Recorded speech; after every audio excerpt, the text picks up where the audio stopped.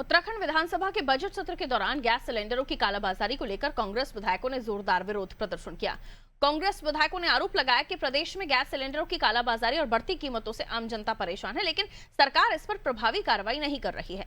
Budget सत्र के दौरान कांग्रेस विधायक सदन परिसर में एकत्रित हुए, नारेबाजी करते हुए विरोध जताया। उन्होंने कहा कि यदि सरकार इस मुद्दे पर गंभीरता नहीं दिखाती है तो कांग्रेस आने वाले समय में आंदोलन को और तेज करेगी। वहीं सत्ता पक्ष की ओर से कहा गया कि सरकार उपभोक्ताओं के हितों को लेकर पूरी तरह गंभीर है और यदि कहीं भी कालाबाजारी की शिकायत मिलती है तो संबंधित अधिकारियों को जांच कर कार्रवाई करने के निर्देश दिए जाएंगे।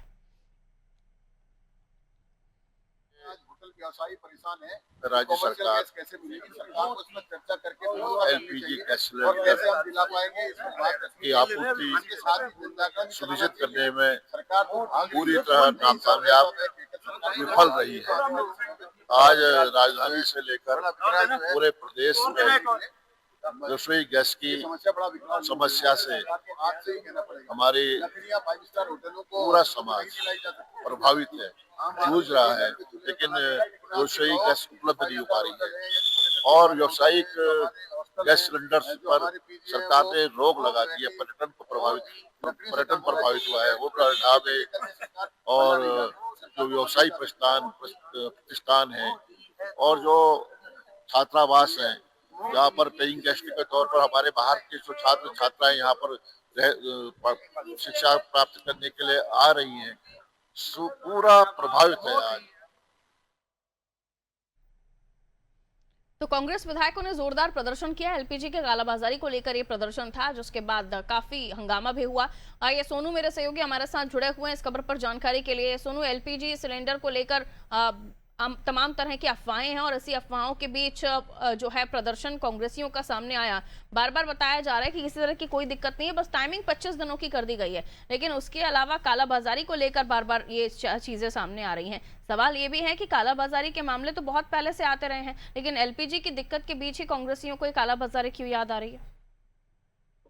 देखिए पारुल, चूंकि सवाल बहुत अहम है, लिहाजा कांग्रेस के तमाम जितने भी विधायक हैं, कांग्रेस के जो नेता हैं, वो राजधानी देहरादून से लेकर गैस सेंटर लगातार इस बात को लेकर के पुरजोर तरीके से विरोध कर रहे हैं। लेकिन सवाल ये है कि आखिर इस समय में इस मुद्दे को कांग्रेस ने क्यों उठाया, क्योंकि उत्तराखंड का विधानसभा का बजट सत्र आहूत हो रहा है और बजट सत्र संचालित हो रहा है।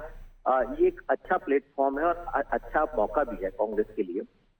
सड़क से लेकर सदन तक इस मुद्दे को उठाया जा रहा है और खास तौर से कालाबाजारी को लेकर के जो सवाल खड़े किए जा रहे हैं। हालांकि सत्ता पक्ष की तरफ से ये भरोसा भी दिलाया जा रहा है कि जो व्यवस्थाएं हैं उनको पूरी तरह से व्यवस्थित करने की कवायद में तमाम जो सरकारी तंत्र है, जो अधिकारी हैं, जो कर्मचारी हैं, वो जुटे हुए हैं। ऐसे में बयानबाजी भी हो रही है, सवाल भी खड़े किए जा रहे हैं।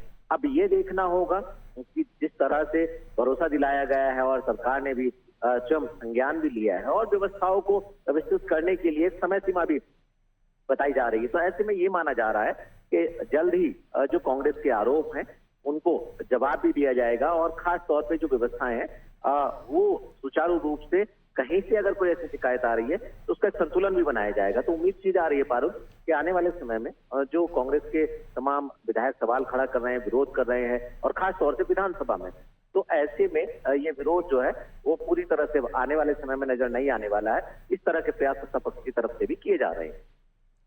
बिल्कुल, और जिस तरीके से विवाद किया जा रहा है, क्या इसके बाद कालाबाजारी रुकेगी? क्या सरकार की तरफ से ऐसे कोई कदम उठाए जाएंगे जिसकी वजह से इस मुद्दे को लेकर कार्रवाई का आश्वासन दिया जा सके? सोनू, देखिए निश्चित तौर पर चूंकि सरकार ने संज्ञान लिया है, तो हमने स्वयं मुख्यमंत्री पुष्कर सिंह धामी से बातचीत की थी। उनका ये कहना है कि देखिए कालाबाजारी कोई आज का विषय नहीं है।